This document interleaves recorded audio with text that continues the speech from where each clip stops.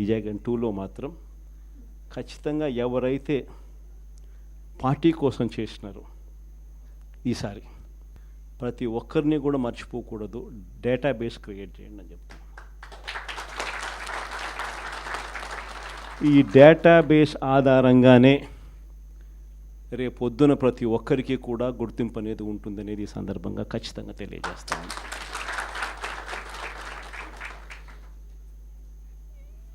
ఇక్కడే కాదు, రాష్ట్ర వ్యాప్తంగా కూడా రాబోయే రోజుల్లో నెక్స్ట్ 1 వీక్లో నెక్స్ట్ వీక్ బహుశా ఒక యాప్ కూడా తయారు చేస్తా ఉన్నాం.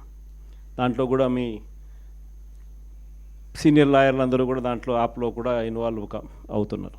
యాప్ తయారీ కార్యక్రమంలో రాష్ట్ర వ్యాప్తంగా వైఎస్ఆర్సీపీ కార్యకర్తకు ఎవరైనా ఎక్కడ అన్యాయం జరిగినా ఆ యాప్ డౌన్లోడ్ చేసుకొని తన పేరు, తనకు ఏం అన్యాయం జరిగింది, తనకు ఎవరి వల్ల అన్యాయం జరిగింది, ఆ అధికారి హోదా ఏమిటి, నీకు జరిగిన అన్యాయం ఏమిటి, ఆటోమేటిక్లీ మన డిజిటల్ లైబ్రరీలోకి వచ్చేస్తుంది. ఇక్కడ వచ్చిన తర్వాత రేపొద్దున మనం అధికారంలోకి వచ్చిన తర్వాత వీళ్ళందరి మీద రేపొద్దున జగన్ 2లో ఎవడెవడైతే అన్యాయం చేసినాడు, ఎవడెవడైతే అధికారి తన అధికారాన్ని దుర్వినియోగం చేశాడు, ఎవడెవడైతే అన్యాయంగా మనుషులను చిత్రహింసలు పెట్టారు, వాళ్ళందరినీ కూడా రేపొద్దున చట్టం మీద నిలబడతాం.